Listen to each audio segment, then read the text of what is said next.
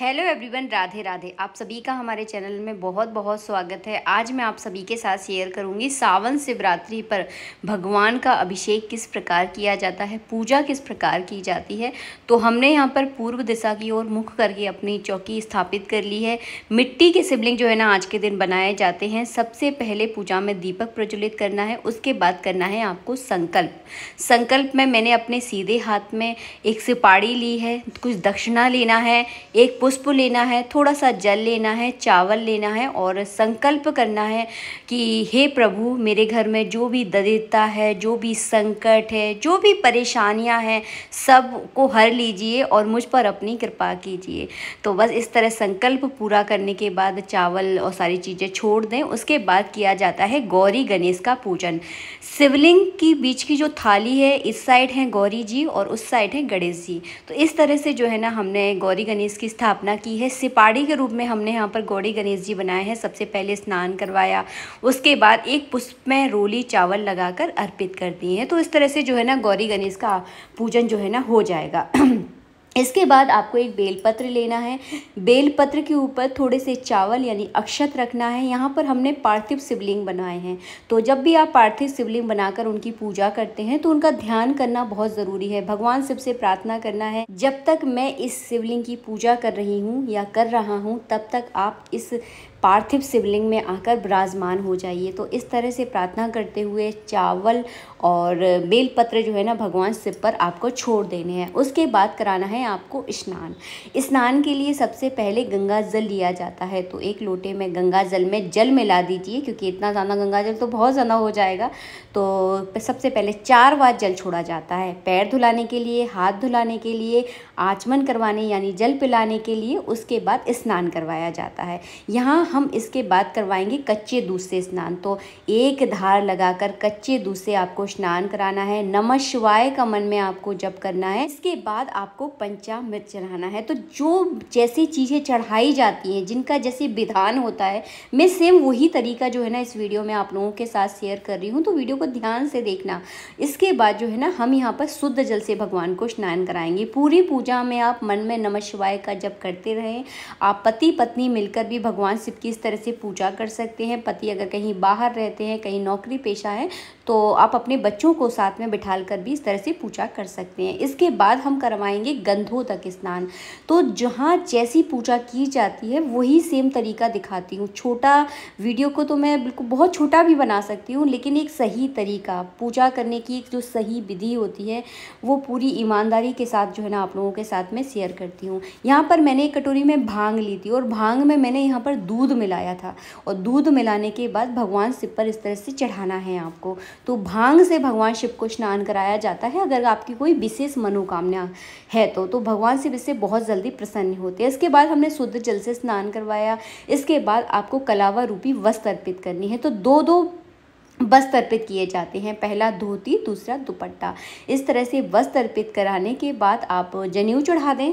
के बाद लगाया जाता है भगवान को चंदन। तो हम यहाँ पर घिस कर चंदन लगा रहे हैं। अगर आपके पास इस तरह का चंदन नहीं है तो जो भी आप पूजा में प्रयोग करते हैं उस चंदन को आप भगवान को लगा सकते हैं। तो इस तरह से जो है ना आप चाहें तो त्रिपुंड लगा दें। देखिए, मिट्टी की जो भगवान हम बनाते हैं उनको बार बार स्पर्श नहीं किया जाता, क्योंकि आप अगर बार बार छुओगे तो उनको खंडित होने का जो है ना डर ज़्यादा रहता है। इसलिए बार बार मिट्टी की मूर्तियाँ जब भी आप बनाओ बार बार उनको स्पर्श बिल्कुल भी मत करना। इसके बाद हमने चावल चढ़ाए हैं। चावल चढ़ाने के बाद एक बेलपत्र चढ़ा दीजिए।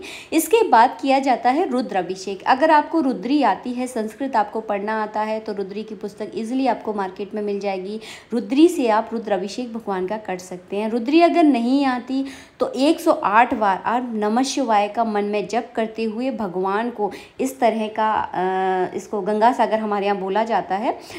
इस तरह की एक सुरंगी भी आती है, इसको सुरंगी बोला जाता है। उसमें दूध और जल मिलाकर जो है ना भगवान पर इस तरह से चढ़ाया जाता है। तो 108 बार नमः शिवाय का मन में जप करते हुए चढ़ा सकते हैं इस जल को। है तो रुद्री से भी जो है ना भगवान शिव का इस तरह से अभिषेक कर सकते हैं। इसे रुद्र अभिषेक बोला जाता है। जिनको रुद्री पढ़ना नहीं आता उनके लिए मैंने बता दिया है। नमः शिवाय का 108 बार अगर आप जल चढ़ाओगे तब भी आपको वही फल मिलेगा, क्योंकि जो भाव की प्रधानता सबसे ज़्यादा होती है। अभिषेक होने के पश्चात आपको क्या करना है, जो भगवान के ऊपर आपने बेलपत्र चढ़ाया था उस बेलपत्र को लेकर अपनी दोनों आँखों से और अपने मस्तक से लगाना है। अपने पूरे परिवार की दोनों आँखों से लगाना है। ऐसे नहीं है कि अकेले अकेले अपनी आँखों से लगा लो, सभी परिवार वालों की आँखों से लगाना, क्योंकि हमारा परिवार सुखी तो हम सुखी।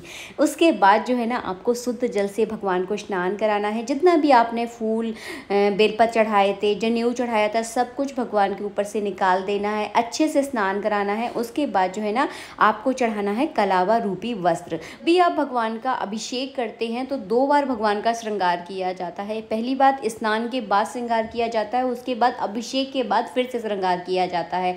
तो ये अभिषेक के बाद का श्रृंगार है। यहाँ पे हमने कलावा रूपी वस्त्र अर्पित किए, उसके बाद जनेऊ चढ़ा दिया। अगर आपके पास जनेऊ 2 नहीं है तो केवल एक बार भी आप जनेऊ चढ़ा सकते हैं। जिनके पास जनेऊ कम होते हैं उनके लिए बता रही हूँ। उसके बाद यहाँ पर जो है ना आपको लगाना है चंदन। आप चाहें तो बढ़िया सा त्रिपुंड लगाइए, लेकिन ध्यान से लगाना। पूजा करते समय मिट्टी की मूर्ति बिल्कुल भी खंडित नहीं होनी चाहिए। इस तरह से आपको पूजा करनी है। हल्के हल्के हाथों से सारा सामान आपको चढ़ाना है। इसके बाद आपको 108 चावलों के दाने लेने हैं। नमः शिवाय का मन में जप करते हुए आप पर एक चावल जो है ना भगवान शिव पर आपको चढ़ाने हैं। इस चावल चढ़ाने का मतलब होता है कि जो पूजा हम भगवान शिव की कर रहे हैं वो भगवान को अर्पित हो वो पूजा, इसीलिए चावल चढ़ाए जाते हैं। तो 108 चावल जो है ना इस तरह से आपको चढ़ाना है। थोड़ा सा टाइम आपको लगेगा, कम से कम 1 घंटा इस पूजा में डेफिनेटली आपको लगेगा, अगर आप पूजा पूरी विधि विधान से करते हैं। तो पति पत्नी बैठकर संध्या के समय इस पूजा को ज़रूर कीजिए। आपके जीवन की बहुत सारी मुश्किलें जो है ना केवल एक पूजा जो है ना ख़त्म कर देती है। उसके बाद लाल कलर का गुलाब का फूल इस तरह से आपको चढ़ा देना है। इसके बाद आपको लेने हैं बेलपत्र। 7 बेलपत्र आपको चढ़ाने हैं। सभी बेलपत्रों पर आप अपनी मनोकामना लिख सकते हैं, और आप चाहें तो चंदन चावल लगाकर भी बेलपत्र चढ़ा सकते हैं। उसके बाद 7 सेमी पत्री हमने ली है, वो भी भगवान पर इस तरह से आपको अर्पित करनी है। दुर्वा यानी दूबा जो है ना भगवान शिव पर जो है ना इस तरह से आप अर्पित कर दीजिए।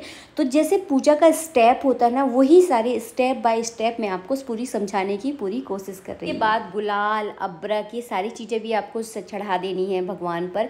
इसके बाद लगाया जाता है भोग। तो अपने घर में आप चाहें तो कोई मिठाई बना सकते हैं। हमने यहाँ पर मिश्री का भोग लगा दिया है। इस समय बारिश का मौसम है, मतलब मक्खियाँ इतनी ज़्यादा आती हैं, तो हमेशा जब भी कोई मीठे का भोग लगाएं, जैसे कि मिश्री वगैरह लगाएं, तो उसको धो लें आप। उसके बाद जो है ना आपको भोग लगाना है। भोग में जो है ना बेलपत्र ज़रूर चढ़ा दें, मौसमी फल चढ़ा दें। इसके बाद किए जाते हैं प्रयोग। पहले प्रयोग में मैं यहाँ पर आपको बता रही हूँ कमल गट्टे। कमल गट्टे लक्ष्मी प्राप्ति के लिए चढ़ाए जाते हैं। अगर आपके आसपास अगर कमल का फूल मिल जाए, अगर आप भगवान शिव को अर्पित करते हैं, भगवान शिव को कमल का फूल विशेष प्रिय है। अगर आप चढ़ाएंगे तो लक्ष्मी की आपके घर में कोई कमी नहीं रहेगी। इसीलिए 7 कमलगट्टे भगवान पर अर्पित किए जाते हैं लक्ष्मी प्राप्ति के लिए। इसके बाद ली जाती है काली मिर्ची। 21 काली मिर्ची भगवान पर इसीलिए अर्पित की जाती है ताकि आपके जो भी शत्रु होते हैं, जो भी आपके विरोधी होते हैं, आप कहीं काम करते हैं और जाते हैं 2-4 शत्रु उत्पन्न कर लेते हैं, तो आपके कभी शत्रु उत्पन्न नहीं होंगे अगर आप भगवान शिव पर काली मिर्ची चढ़ाएंगे। तो 21 काली मिर्ची आप इस दिन चढ़ा दीजिए। आपके पूरे साल भर तक कोई शत्रु आपका जो है ना उत्पन्न नहीं होगा, कोई आपका विरोध करने वाला नहीं होगा। इसके बाद आपको 21 गेहूं के दाने लेने हैं। गेहूं के दाने वंश वृद्धि के लिए हैं। अगर आपके यहाँ पुत्र नहीं है, आपके बहू बेटे के नहीं है, या आपके खुद के भी नहीं है, तो आप 21 गेहूं के दाने भगवान शिव पर अर्पित कीजिए। आपके घर में वंश की वृद्धि होगी। इसके बाद जो है ना आपको सुहाग का सामान अर्पित करना है माता गौरी पर, ताकि आपके पति की आयु जो है ना दीर्घ आयु हो, हमेशा आप जो है ना सुहागन बनी रहे। तो सुहाग की सामग्री ज़रूर चढ़ाएं। कुछ दक्षिणा चढ़ा दें, क्योंकि अगर इस पूजा में कोई कमी पेशी अगर रह भी गई है तो दक्षिणा जो है ना उसकी पूर्ति कर देती है, और दक्षिणा हमें ज़रूर चढ़ाना चाहिए।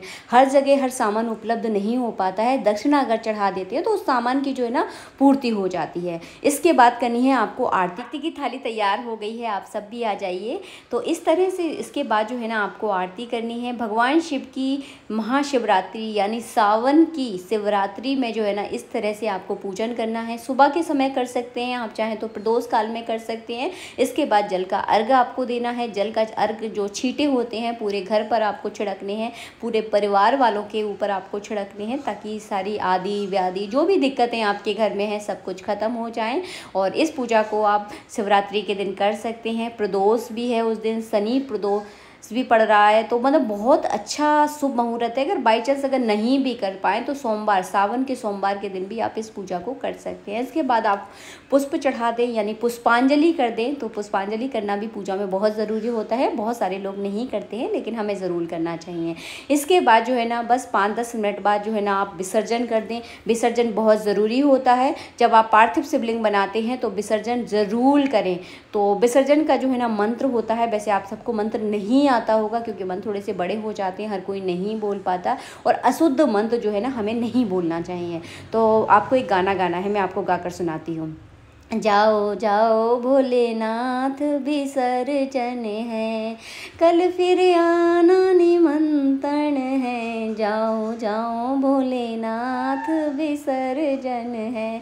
इस तरह से गाते हुए जो है ना चावल छोड़ दीजिएगा, तो जो है ना भगवान का विसर्जन हो जाएगा। और हाँ, थोड़ी सी जो आपने चौकी है ना, आपको हिला देनी है, या भगवान की जो स्नान की जो प्लेट है आप उसको भी हिला सकते हैं। जो स्नान का जल है इसको आपको पीपल के वृक्ष में डालना है।